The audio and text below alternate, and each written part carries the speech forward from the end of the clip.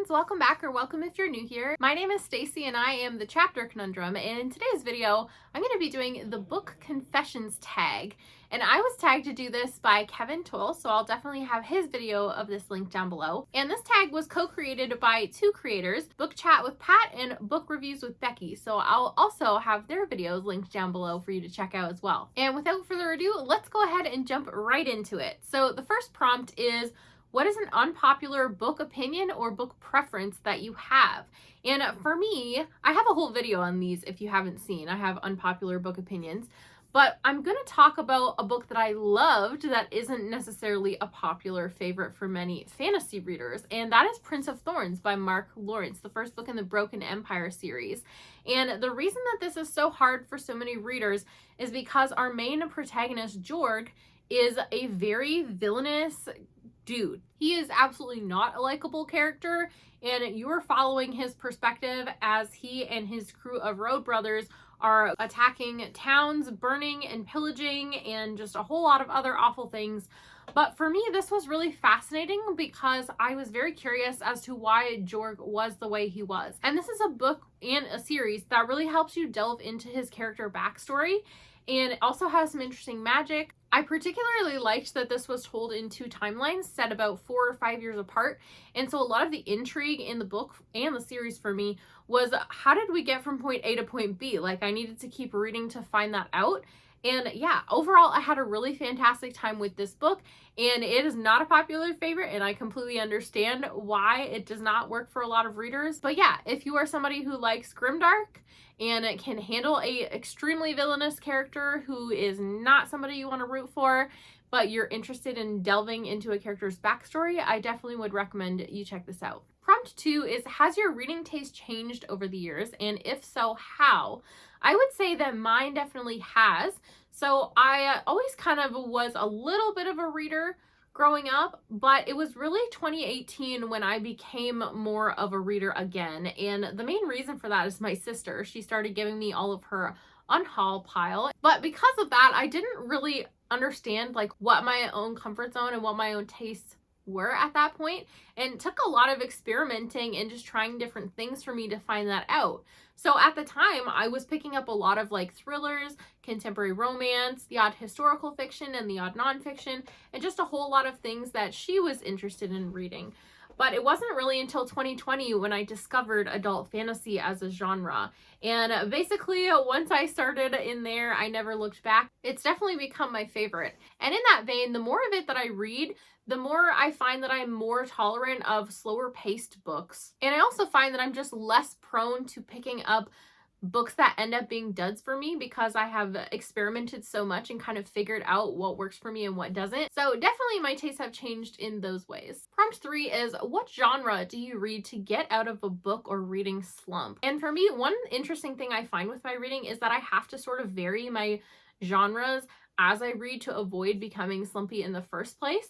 But if I am slumpy, then I'll typically look at, okay, what genres have I been reading? And then maybe pick up something outside that. But another thing that works for me is varying the format of how I'm reading. So if I've predominantly been reading on audio, I will try and pick up like a physical book or an ebook to kind of switch it up that way too. So those are more considerations that I have over what genre I'm picking up. But I would also say I'm prone to picking up something that doesn't have a ton of density, something that I can kind of sink my teeth into quickly. So if it's a case of I'm just in the mood for something I know I'm going to enjoy, I'm probably going to be picking up a fantasy just because it is my favorite genre.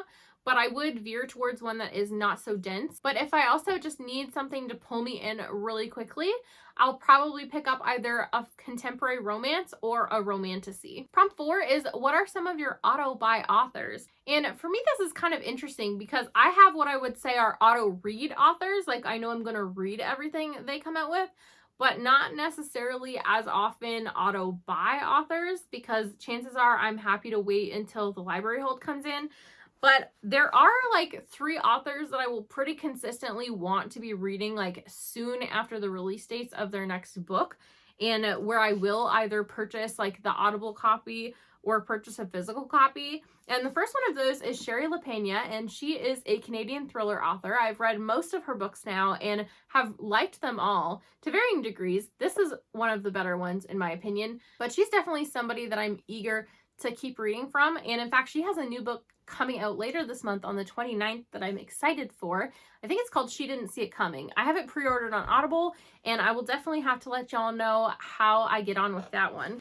The next is one of my favorite thriller authors, Riley Sager, and I'm holding up House Across the Lake because that is my personal favorite of his, which I know can be a bit of a hot take. This is a pretty polarizing one. The twist will either make it or break it for you, and for me, it was a make it. I had never felt more duped by a thriller. But definitely he's somebody I consistently enjoy. I have read all of his books with the exception of the brand new one, With a Vengeance. I purposefully put that one off because it is our July Thrill, Chill, or Kill book club pick.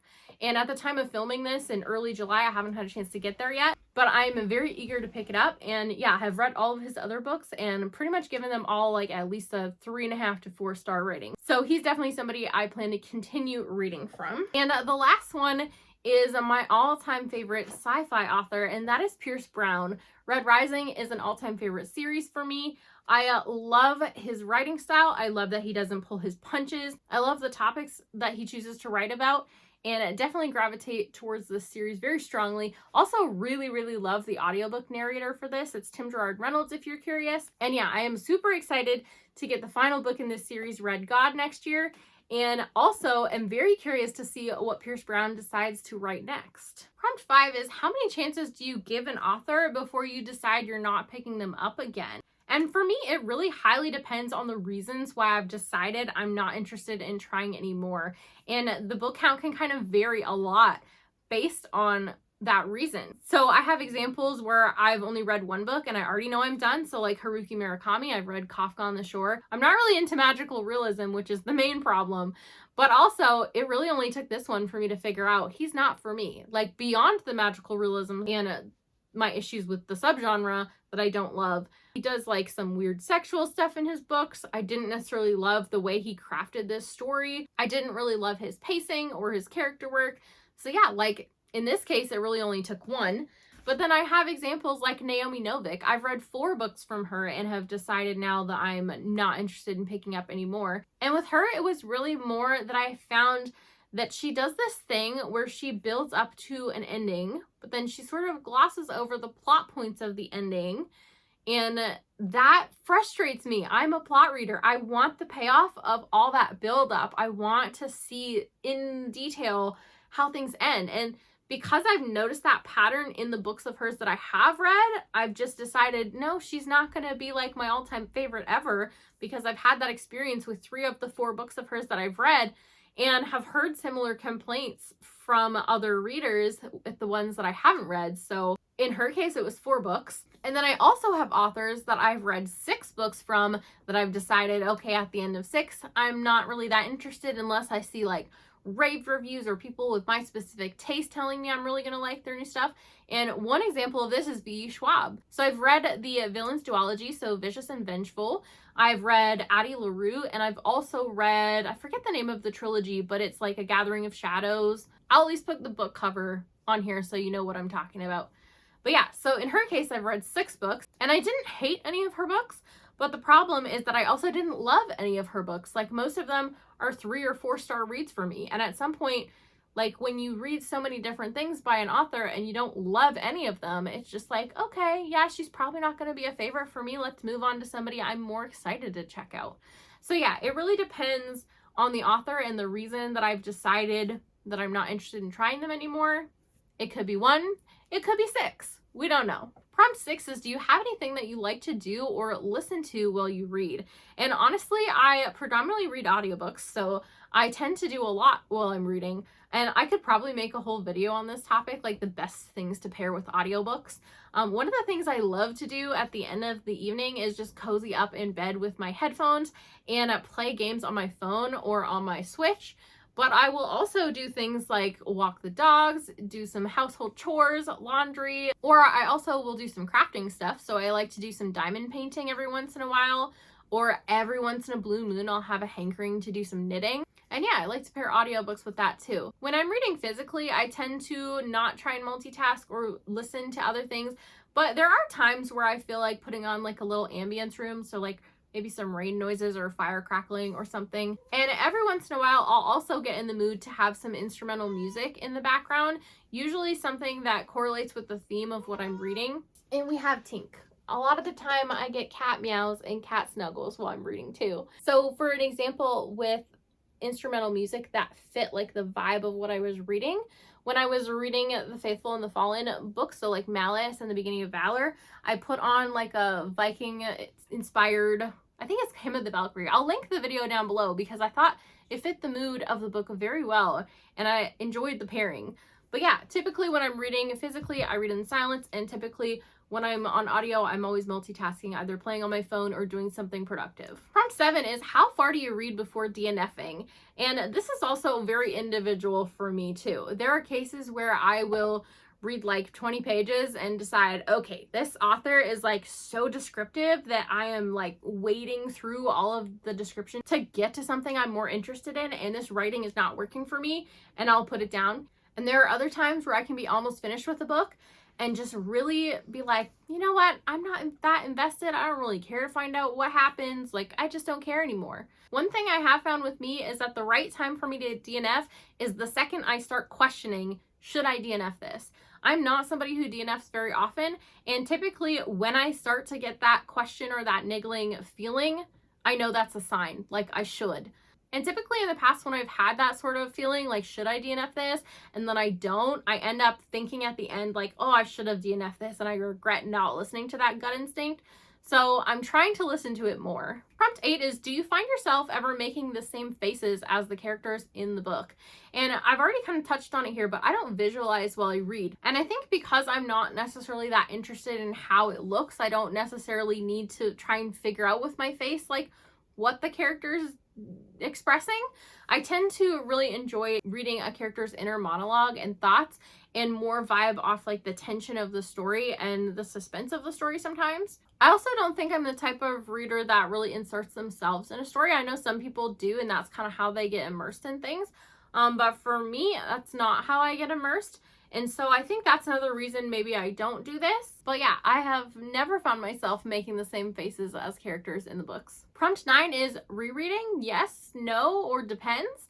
And I will say depends. I am typically not a heavy rereader, but there are cases where I love to reread. And those are typically epic fantasy series or just adult fantasy series where there's a lot of detail and where I am rereading to catch myself up on all of that before jumping into a sequel or a new release in that series or universe. But there are also cases where I have finished a series and loved it, and then I just have the desire to reread. So one of those would be like Poppy War. Like, I read this trilogy back in 2020 when I was new to adult fantasy, and I have a feeling that if I reread this now as a more seasoned fantasy reader, I'd be catching on to a lot more foreshadowing and detail of the side plot stuff and more like the subplot elements of the story, and that I would have a really interesting time with that experience. And also, it's been 5 years, so I don't remember a lot of detail in the story, just like the overarching plot points. So yeah, this is one that I would love to reread someday. I typically don't find myself reaching to reread thrillers or contemporary romance or nonfiction memoirs. I feel like with thrillers, my main enjoyment is the twists and the reveals, and so once I know that, it's not going to be the same experience rereading. And I have actually recently reread one of my favorite thrillers, and that definitely held true. I mean, I still really enjoyed the experience, but it definitely didn't hold the same amount of joy that it did on first read. And with contemporary romance, I tend to find that I don't necessarily need to reread either. I would rather pick up a different one by the same author or just try out new ones. And then with nonfiction, I tend to read memoirs when I pick up nonfiction. I also don't really have a desire to reread those either. I feel like the main draw is finding out what somebody has been through that's kind of interesting and different and how they felt about that. And once I know those things from the initial read, I don't really feel like I will benefit that much from a reread. So yeah, not really that interested in rereading those, but definitely love rereading very detailed books that are part of series when new releases come out, or just when I've forgotten things or want to catch on to more subtle detail. And then the final prompt, prompt 10, is to tag other booktubers, and I have 3 that I would like to tag. So first I want to tag my husband Jake, the Bookish Drummer. I also want to tag Afina over at Fina Reads and Josh at Already Overbooked. I feel like all 3 of them will have very interesting answers to these that are very different from each other, and I'm either curious to hear their answers to these or think that their audiences will be entertained or interested in hearing their answers. So yeah, that was it for the book confessions tag. Let me know down below in the comments, what do you guys like to do or listen to while you're reading? I'm most curious, I think, to hear about that, because I'm always looking for new ideas of fun activities to pair with audiobooks, since I read so predominantly on audio these days. As always, thank you guys so much for watching. Don't forget to hit like and subscribe on your way out if you want to, and have a great day. Bye!